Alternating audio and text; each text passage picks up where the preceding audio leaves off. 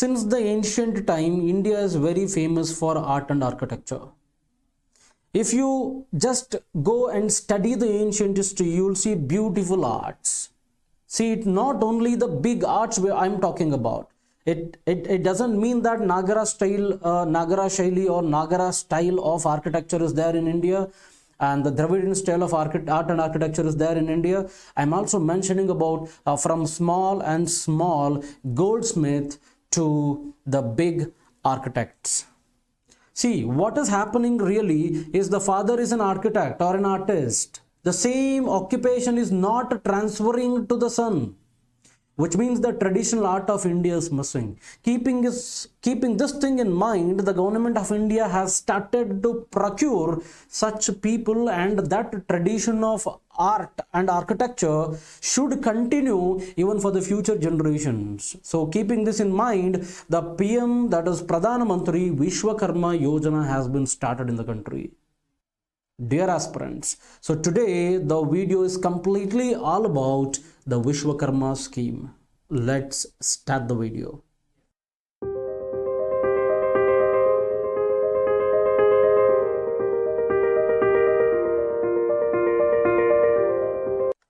The name Vishwakarma, a Hindu god of architecture.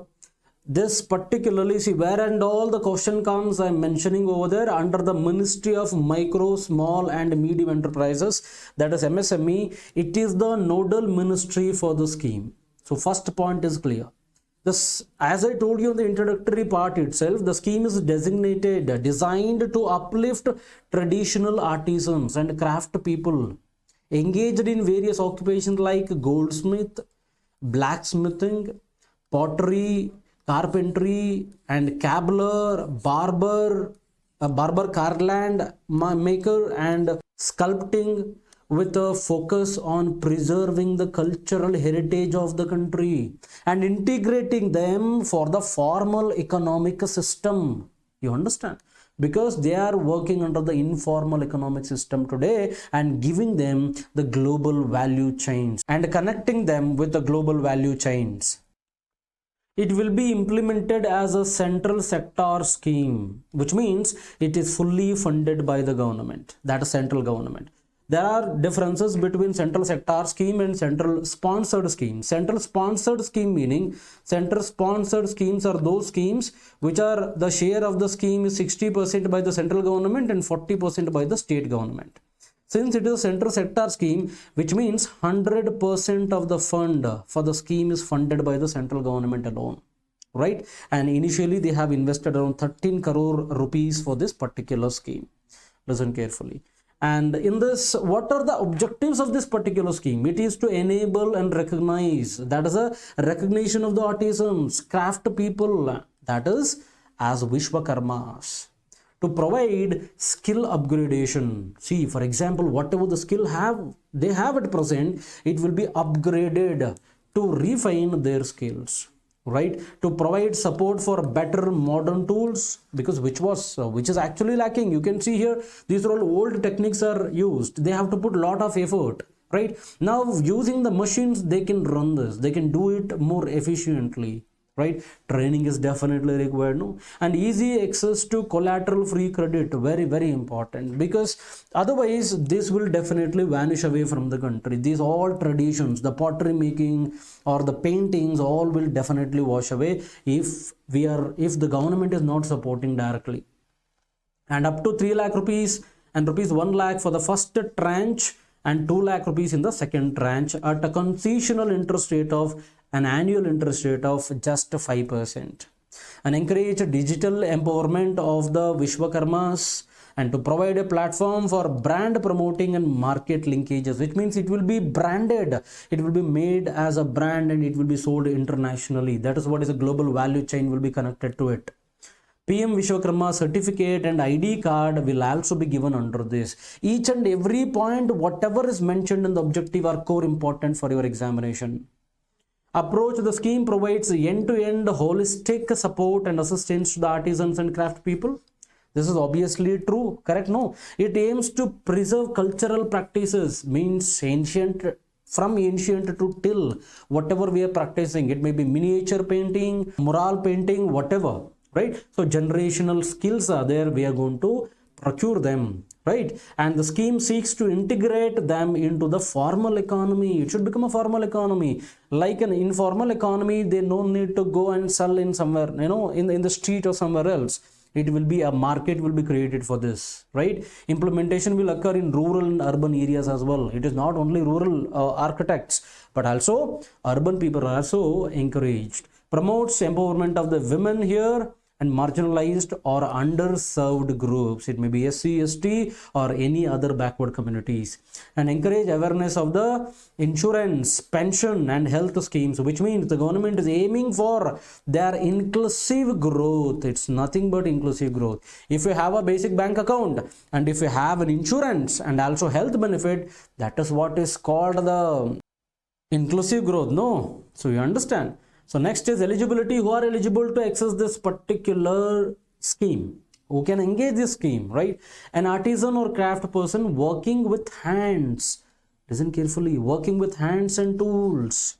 That is a traditional trades.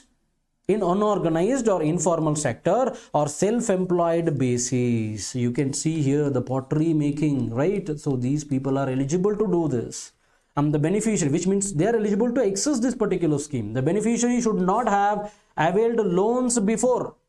If they have taken loans under already PMEGP, PM Swanidhi or maybe from Mudra Yojana, they are not eligible to take again. If they have taken also and if they have completed, they can still take. Getting the point? Otherwise, if they have taken already in the past 5 years, they are not eligible. If they have taken and completed the loan promptly without any default, they can take it again. They are eligible to take the loan under the scheme again, right? So minimum age is 18 years, maximum there is no specific limit has been mentioned. And registration and benefits are restricted to one member per family. For example, father, son, everybody doing the same work, it is not given to everybody. Only one member from the family has been given, right? And government employees and their family members are not eligible to enjoy this particular scheme. So what are the participating financial institutions for this? That is scheduled commercial banks, regional rural banks, small finance, etc., etc. You can just go through it. And Central Committee for Marketing, that is marketing and branding support is given. Otherwise, see, if you simply give them loan and if you don't create them the market, the scheme becomes a lapse. Right, it becomes a useless. So here what the government is doing, marketing, branding support for products of the artisans and the craft people registered under the scheme. Even still the government is doing through crafts, that you can see in Bangalore and Mysore, some of the places the government gives assistance to organize some of the campaign. This market will be much bigger in the future. And beauty of this particular scheme is the scheme offers a stipend also for during the training.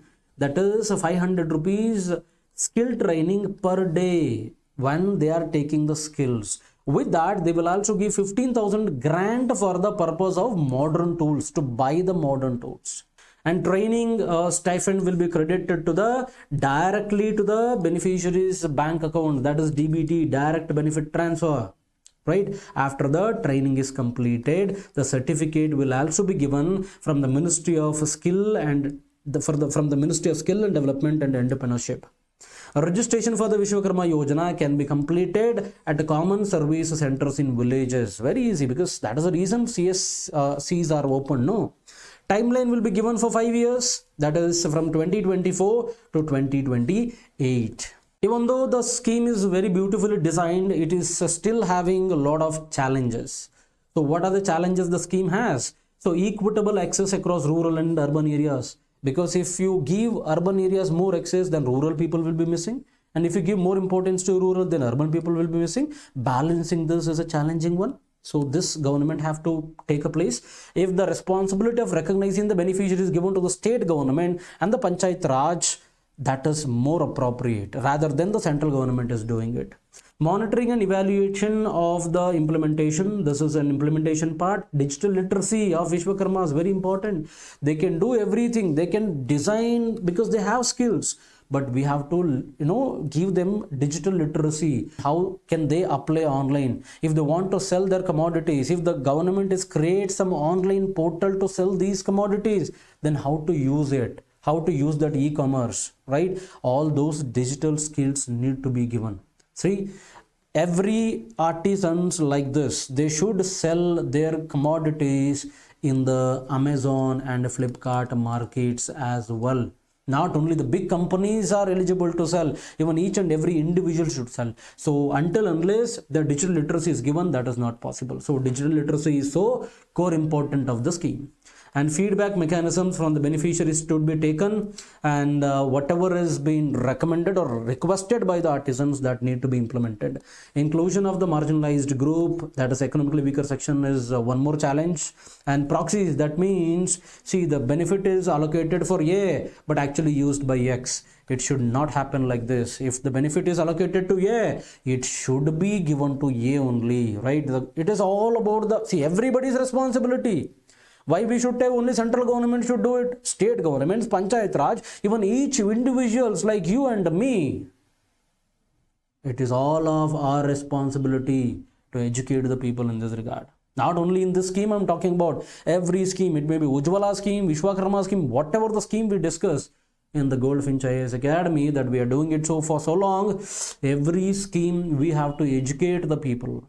Otherwise, simply conducting this class and giving you online, YouTube classes free like this becomes useless until unless it is reaching the people or the real beneficiary. And what is the way forward here? So prevent the misuse of the funds, which means the beneficiary should be recognized properly. It should be enjoyed by the real beneficiary. It should not go for somebody else, right? Special effort may be required to make scheme reach out to more beneficiaries. More people should be benefited from this. Measures to detect and deter fraudulent activities, that is online activities or taking, providing illegal documents and taking the loan. Such things need to be stopped. And strategies for long-term sustainability and growth should be developed. So these are all the way forward you will write in your main examination if such a question asked with respect to Vishwakarma. Thank you so much for watching. See you in the next video tomorrow.